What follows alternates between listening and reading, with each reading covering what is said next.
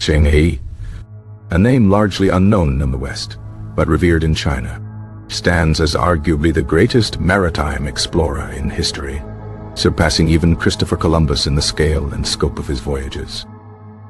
His 7 monumental expeditions, undertaken during the Ming Dynasty, 1405-1433, dwarfed European explorations of the same era, stretching across the Indian Ocean and reaching as far as East Africa.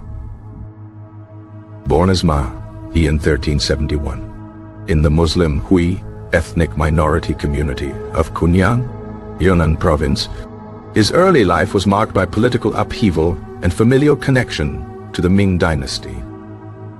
His father, Ma Haisheng, was a high-ranking officer who played a significant role in suppressing the Red Turban Rebellion, a major peasant uprising that contributed to the collapse of the Yuan dynasty and the rise of the Ming.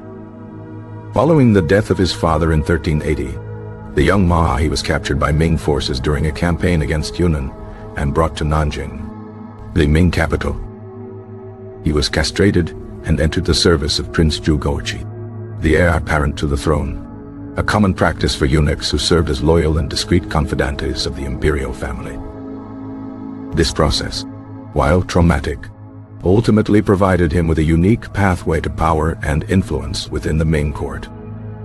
His intelligence, competence, and unwavering loyalty quickly impressed Zhu Guoqi, who later ascended the throne as the Yongle Emperor, 1402-1424.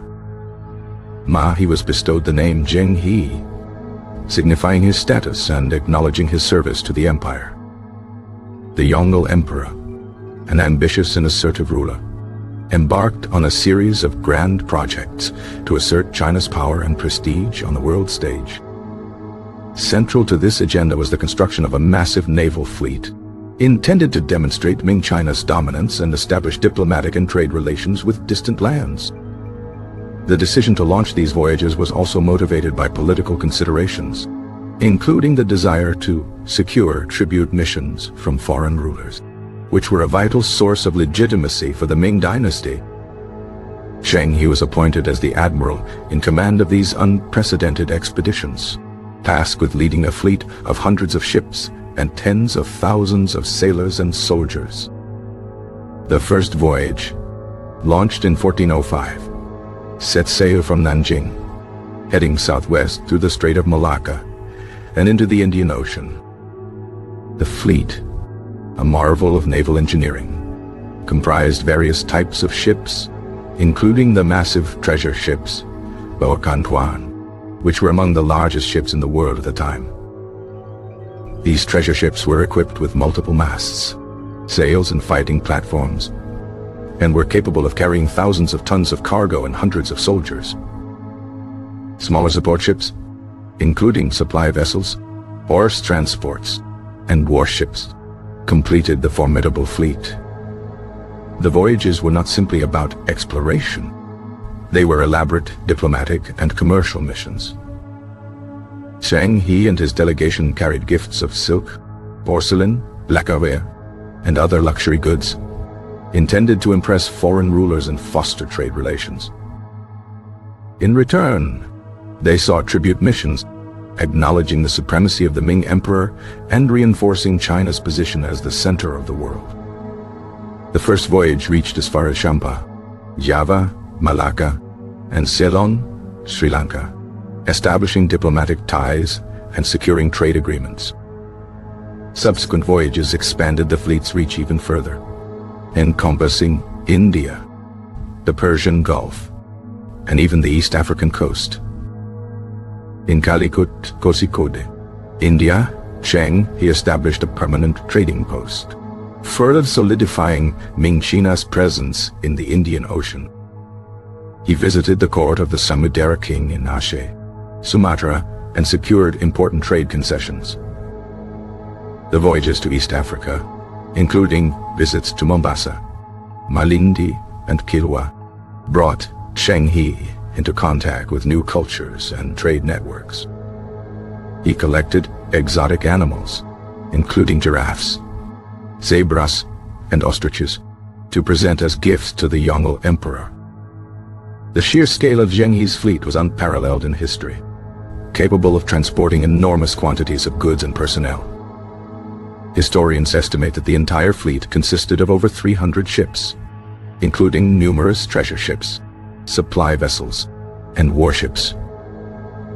The crews numbered tens of thousands, including sailors, soldiers, interpreters, scribes, and doctors. The Ming dynasty invested heavily in these voyages, allocating significant resources to shipbuilding, provisions, and personnel. Despite the enormous cost, the voyages brought significant benefits to the Ming dynasty, including increased trade revenue and enhanced diplomatic prestige. However, following the death of the Yongle Emperor in 1424, a shift in political priorities led to the gradual curtailment of these ambitious expeditions. Confucian officials, who favored internal development and viewed maritime ventures as wasteful and disruptive, gained influence in the new reign of the Hongzhi Emperor. The massive ships were ordered to be dismantled, and the records of the voyages were suppressed, effectively ending the era of Ming maritime exploration. The official reason given for ending the voyages was to conserve resources and focus on defending the northern border against Mongol incursions.